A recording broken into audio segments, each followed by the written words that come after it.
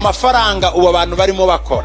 It's a currency that is now getting used. Itari controle na banke nationale nka Beneri. Not controlled by central banks like BNR here. Iri controle kuri computer. But controlled on the computer. Uwayishinze ni Umuyapani. The inventor of cryptocurrency is a Japanese. Ariko kugeza uyu munsi ntaraboneka. But is not known to this day. Abana bo muri University ya Stanford. Students at Stanford University. Abo nibo bayikozeho. They are the ones who invented it. Nukuvuga ngo it means ni biceri. This is like coins. Abantu bagura agaciro kabyo. Which people give value to it and people buy those coins. Tuvuge bakavuga ngo iyi telefone. For example, they will say this telephone. Nuyigura. If you buy it. Nawe. And you. Icyo bita coin. That coin. Kiraba gifite valeur y'amadolari 100. Will have a value of $100. Undi yagura na ijana. Ejo abantu bagura ari benshi bikava ku ijana bikaja ku gihumbi. When more people buy it, it changes in value from $100 to $1,000. Baguha mode pass code yawe. They will give you your personal code. Wewe ugenda uyigura kandi uyigurisha ukunguka. Hari bamwe bamaze kuba millionaire.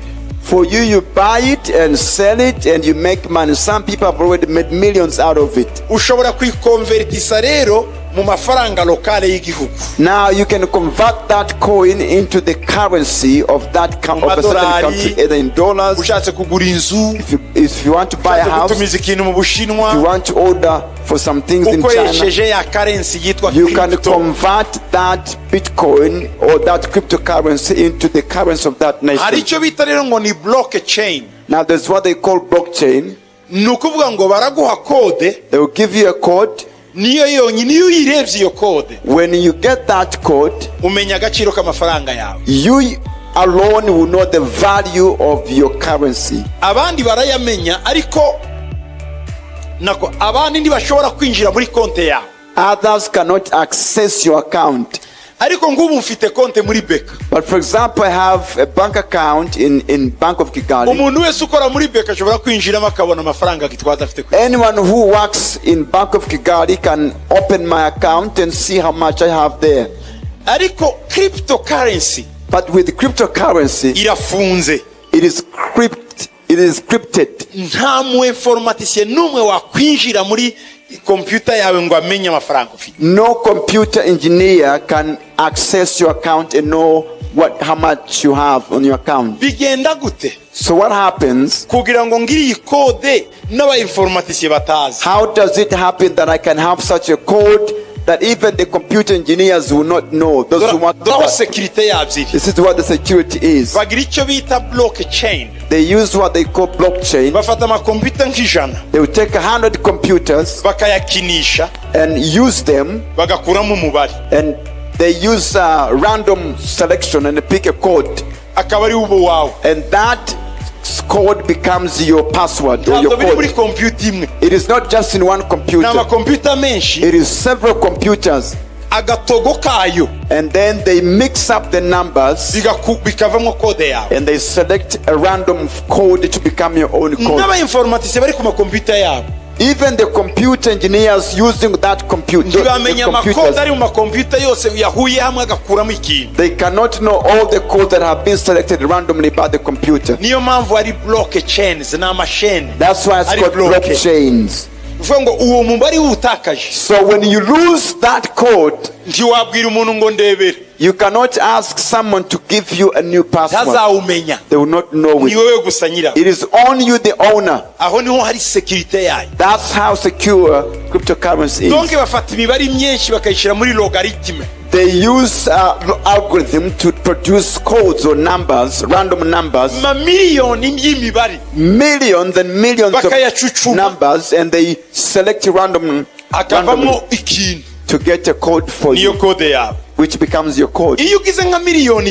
So when you have like $100 million, or the equivalent of $100 million, and you lose that code, you have lost your money.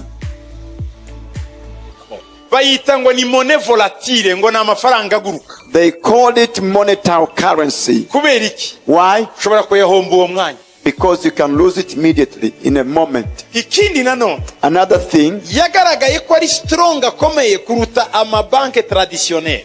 It has been proved that it is stronger than traditional banking. Ariko abantu benshi barayarwanya kuko utabikontrola. Ukirira mu cyumba cyawe gusa ukujwa kuri internet ukaba mu millionaire. I Rwanda ntibabimenye kuri we, Ubugande ntibabimenye, ni wewe na computer yawe. Ugakomanda ikintu buyapani, ukubaka inzu South Africa, abantu ntibamenya aho amafaranga wayakuye. Ariko kuri hari uburyo nabo baregulatinga kugira ngo udakoresha amafaranga ya mafia, barabikora ivyo. Ariko iyo ni systeme ikigoye, ariko shobora kubiri efficace anyway. Ntabwo ndi umu economist petit. Many people are fighting cryptocurrency because they are not comfortable with something they cannot control, but the system itself has the way of regulating and making sure you are not using fraud means to get money. But it might be more effective, but I'm not an economist here. Iri ni ibanga entre nous. This is a secret between us. Turashaka gukora ya authentique, ariko ntimukavuge. Ntimuzagire uwo mubwira. Don't tell anyone about this. Tuzakora ya authentique. That's how we are going to do authentic banking. Ntimugire abo muyobwira. Please don't tell anyone. Namwe mukurikira kuri televiziyo mubiceceke. And those of you watching by TV, keep it quiet. Anyway, en fait, niyo trend, niyo isirimigana. That's the trend where the world is headed now. Nk'Ubwongereza irakomeye cyane. Like in the UK, it's working. South Africa, maduka menshi usigaye ujya kugura ufite Bitcoin. Most shops in South Africa, you can shop using Bitcoin. Hari abandi muri mwe babindusha kubimenya. There are others who are more familiar than myself. Just wanted to answer. Naho bihuriye na Bibiliya. And it has nothing to do with the Bible. Dorcas. Yabagiye ngo se umuntu yashanja linye wiwi. Yes, how can you change your family